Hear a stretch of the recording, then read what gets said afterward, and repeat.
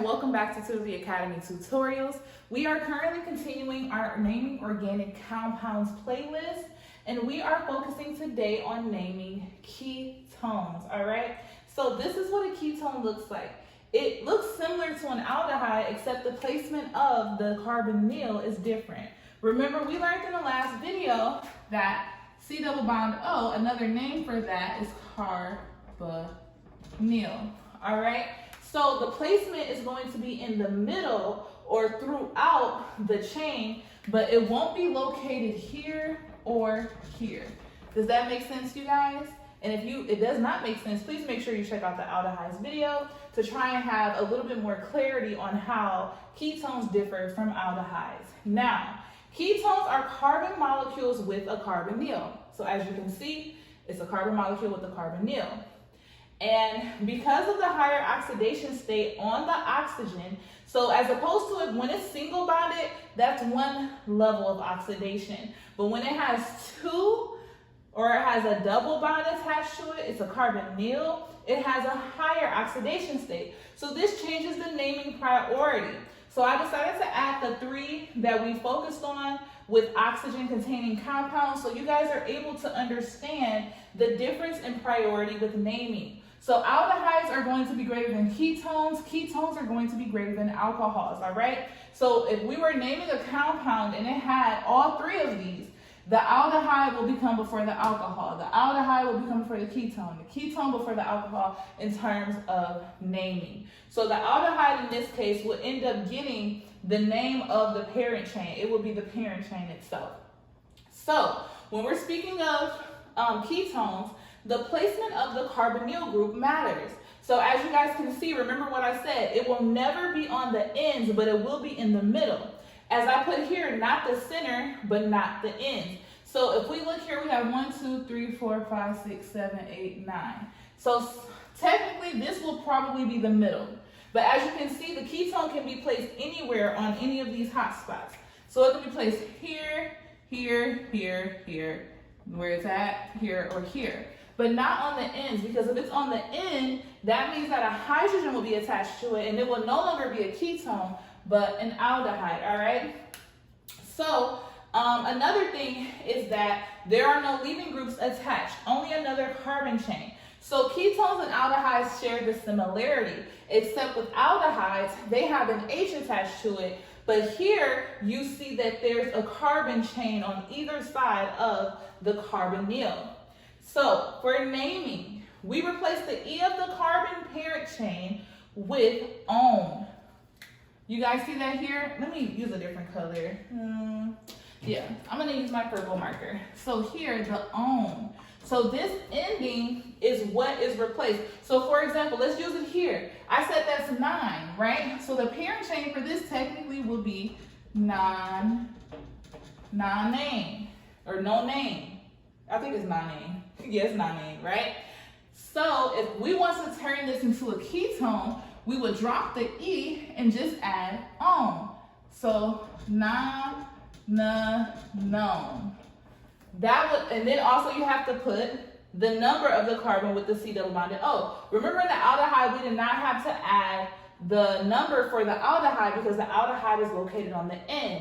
This aldehyde is located, so we would have to choose a direction, I mean not aldehyde, this ketone is located 1, 2, 3, 4. So we would have to choose the side to number it where it will give us the lesser number ketone. So if we started from this side, 1, 2, 3, 4, 5, 6, it takes a longer time for us to get to the ketone. So here it'll be 1, 2, 3, 4. So it'll be 4, non.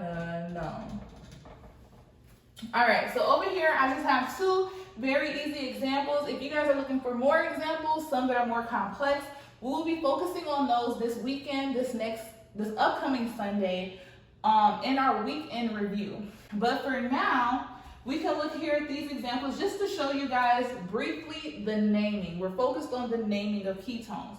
So again, there's nothing else here. There's no aldehyde or an alcohol here, so the ketone has a higher priority. So when it comes to numbering, it's going to be 1, 2, 3, 4, and 5. So it's on the second carbon. So the first thing that we want to look at is the name of the parent chain. So it's 5. So we know that it's a pentane. But remember, we cross out the E and it becomes pentanone. But we have to indicate what carbon is the ketone located on. It's located on the second carbon, so it would be 2-pentanone. Or you can put pentanone.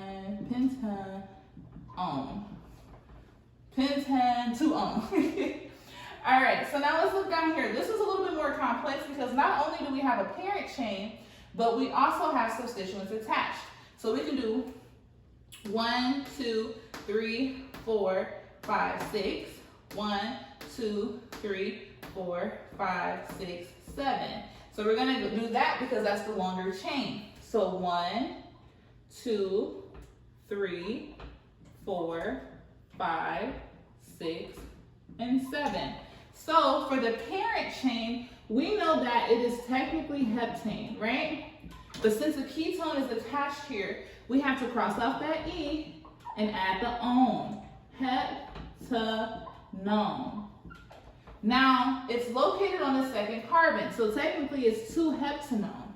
But we also have 2 substituents attached. We have an 4-ethyl, but we also have a 6-methyl. So when it comes to naming, remember alphabetical order for the substituents first, and then we add the parent chain.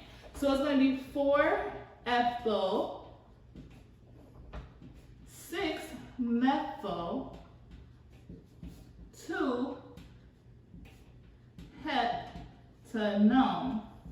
Or you can just put methyl heptanone. And then adding the rest here, so that's the 6, that's the ethyl, and then that's the 4. So it can be, hopefully you guys can see this, 4-ethyl, 6-methyl, 2-heptanone, or 4-ethyl, 6-methyl, heptanone. All right, but you do have to know which carbon contains the carbonyl. All right, you guys, so that concludes our quick tutorial on naming ketones. If you guys are still struggling with naming organic compounds or just in organic chemistry in general, be sure to check out our website at www.tutorlyacademy.com to book your first session. And also remember, you receive 20% off your first session.